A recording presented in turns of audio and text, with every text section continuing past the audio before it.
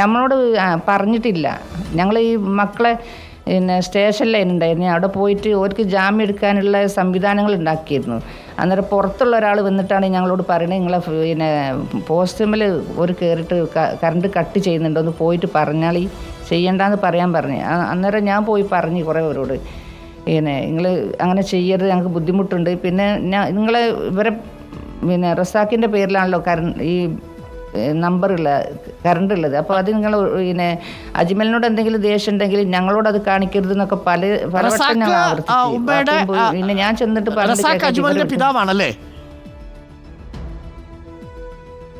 അതെ. അപ്പോൾ ഈ അജ്മലിന് വേറെ വീടുണ്ടോ, അതോ അജ്മല് നിങ്ങളുടെ ഒപ്പമാണോ താമസിക്കുന്നത്? അജ്മല് പിന്നെ വീടില്ല, പക്ഷെ അവന് പിന്നെ പുറത്ത് താമസിക്കാറുണ്ട്. വീട് പിന്നെ റൂം എടുത്തിട്ട് അവർ താമസിക്കാറുണ്ട്. ഇപ്പൊ ഇവിടെ വന്നിട്ട് 1 മാസം 1.5 മാസമായിട്ട്. അജ്മലും അജ്മലിന്റെ സഹോദരനും ചെയ്തു എന്ന് പറയുന്ന അതിക്രമത്തിന് അജ്മലിന്റെ പിതാവിന്റെ വീട്ടിലെ ഫ്യൂസ് ഊരി അല്ലേ ഉമ്മ? അതാണ് സംഭവിച്ചത്. അതെ. എന്നിട്ട് ഇതുവരെയും വൈദ്യുതി കണക്ട് ചെയ്തിട്ടില്ലല്ലോ. ഇപ്പോഴും കറണ്ട് ഉണ്ടോ വീട്ടിൽ? എന്താ അവസ്ഥ? ഇല്ല, കറണ്ടില്ല. വെള്ളം ഒന്നുമില്ല ഞങ്ങളെ വീട്ടിൽ. അപ്പോൾ ഈ ഫ്യൂസ് ഊരി കഴിഞ്ഞ് പോയപ്പോൾ നിങ്ങൾ അന്വേഷിച്ചില്ലേ? ഞങ്ങൾ കുറച്ച് നേരം അവിടെ നിന്ന് മെഴുകുതിരി കത്തിച്ചിട്ട് അന്വേഷിച്ചു. നിങ്ങളിങ്ങനെ എന്താ ചെയ്തതെന്ന് ചോദിച്ചപ്പോൾ അവർക്ക് മേലിന്ന് ഓർഡർ ഉണ്ട്, അങ്ങനെ ചെയ്യാതെക്കാൻ പറ്റില്ല എന്ന് പറഞ്ഞ്.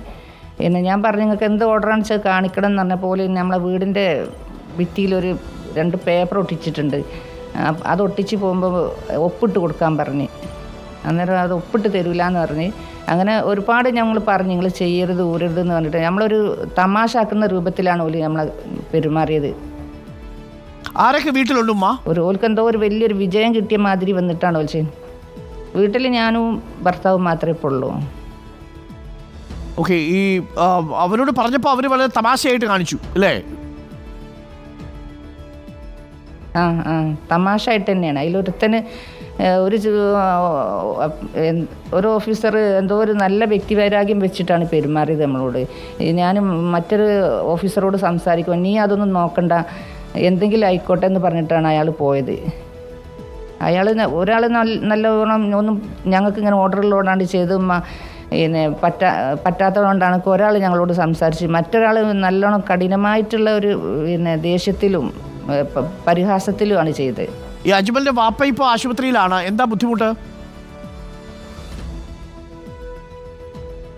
അത് ഞങ്ങൾ ഇന്നലെ അവിടെ ഓഫീസിൻ്റെ മുന്നിൽ പിന്നെ സമരത്തിന് ഇരുന്ന്, അവർക്ക് സുഖമില്ലാത്ത ആളാണ്, ഒരു ഭാഗം തളർന്ന ആളാണ്, പിന്നെ ഷുഗർ പ്രഷർ എല്ലാ രോഗമുള്ള ആളാണ്. അപ്പോൾ അവിടെ അങ്ങനെ ഇരിക്കണേൻ്റെ ഇടയിൽ പെട്ടെന്ന് തളർന്ന് വീണതാ.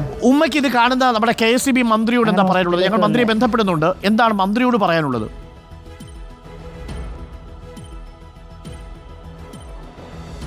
അങ്ങനത്തെ ഒരു ബുദ്ധിമുട്ട് ആർക്കും ഉണ്ടാക്കാൻ പാടില്ല. കാരണം ഇപ്പം എല്ലാവരുടെ അടുത്തും ചിലപ്പം ബില്ലടക്കാൻ പൈസ ഇല്ലെങ്കിലും നമ്മൾ കുറേയൊക്കെ ക്ഷമിക്കാൻ പഠിക്കണം എല്ലാ നിലക്കും. അങ്ങനെയല്ലേ പിന്നെ നമ്മൾ ജീവിക്കുന്ന കേരളത്തിൽ അങ്ങനെയാണല്ലോ ഉള്ളത്.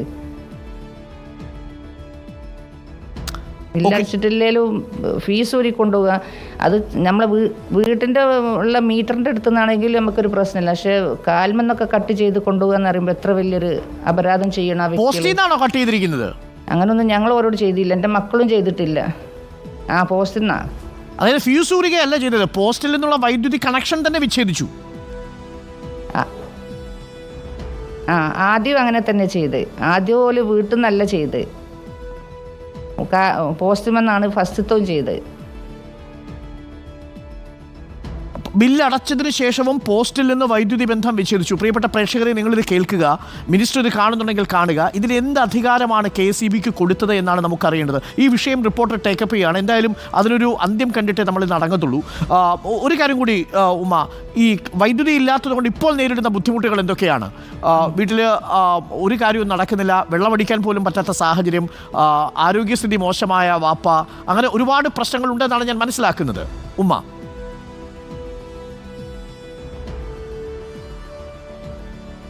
ബുദ്ധിമുട്ടുകളുണ്ട്. വെള്ളം വീട്ടിലില്ല, വെളിച്ചമില്ല. ഇപ്പോൾ വീട്ടിലേക്ക് ഞങ്ങളവിടെ ചെന്നിട്ട് അവിടെ ഒന്നും ഞങ്ങൾക്ക് ചെയ്യാൻ പറ്റൂല. വാപ്പ മാത്രമല്ല രോഗി, വാപ്പനേക്കാളും വലിയ രോഗി തന്നെ ഞാനിപ്പോൾ ഗുളിക കുടിച്ചിട്ട് എനിക്കിപ്പോൾ ശരിക്കും സംസാരിക്കാൻ പറ്റുന്നില്ല. രാവിലത്തെ വെറും വയറ്റിൽ തന്നെ തൈറോയിഡിൻ്റെ ഗുളിക കുടിച്ചിരിക്കുക ഞാൻ. ഇനിയിപ്പോൾ ഞങ്ങൾക്ക് വെള്ളവും ഇതൊക്കെ കിട്ടിയിട്ട് വേണം കുടിക്കണമെങ്കിൽ. അത് ഭക്ഷണത്തിൻ്റെ മുന്നേ 1 മണിക്കൂർ മുന്നേ കഴിക്കേണ്ട ഗുളിക. അത് കുടിച്ചിട്ട് ഇപ്പോൾ ഞാനിപ്പോൾ ഇവിടെ നിങ്ങൾ വന്നിട്ട് എണീറ്റ് നിങ്ങളോട് സംസാരിക്കാന്നേ ഉള്ളൂ. ഒരു കാര്യം കൂടി, മകൻ എന്തെങ്കിലും തെറ്റ് ചെയ്തിട്ടുണ്ടെങ്കിൽ നിയമ നടപടി എടുത്തോട്ടെ, അതിന് ഉമ്മ തടസ്സം നിൽക്കുന്നില്ലല്ലോ. അതിന് പക്ഷേ ഫ്യൂസ് ഊരുന്നത് എന്തിനാണല്ലേ? ഇല്ലല്ല, അത് ഞങ്ങൾ ഓരോട് പറഞ്ഞിന്. രണ്ടാളും ചെന്നിട്ട് പറഞ്ഞ് മക്കൾ ചെയ്തിട്ടുണ്ടെങ്കിൽ അവരെ പേരിലുള്ള എന്തെങ്കിലും കണക്ഷനുകൾ ഉണ്ടെങ്കിൽ ഊരിക്കോളി. ഇത് ഞങ്ങൾ ഇവിടെ വീട് വാപ്പൻ്റെതാണ്, അവരെ പേരിലുള്ള അങ്ങനെ ചെയ്യരുതെന്നൊക്കെ എത്രയോ വട്ടം പറഞ്ഞതാണ്. അത് ഞാൻ പറഞ്ഞില്ല, അവർ നമ്മളെ കളിയാക്കുകയാണ് ചെയ്തത്.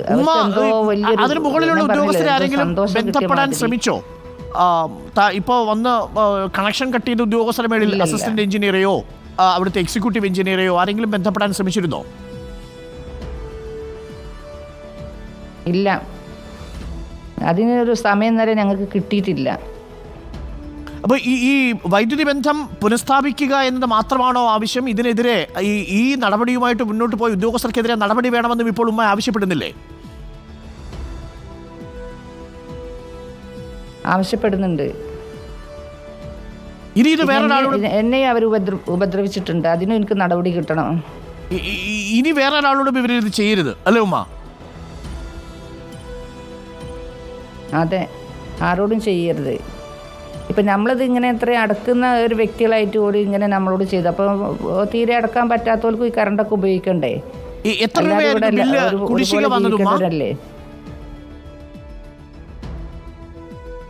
8300 തോന്നുന്നത്. അത് എത്ര മാസത്തെ? 2 മാസത്തെയോ? 2 മാസത്തെ 8000 രൂപയാണ് വന്നിരുന്നത്. അത് അടച്ചു കഴിഞ്ഞതിന് ശേഷമാണ് ഈ കാര്യം. വേനല്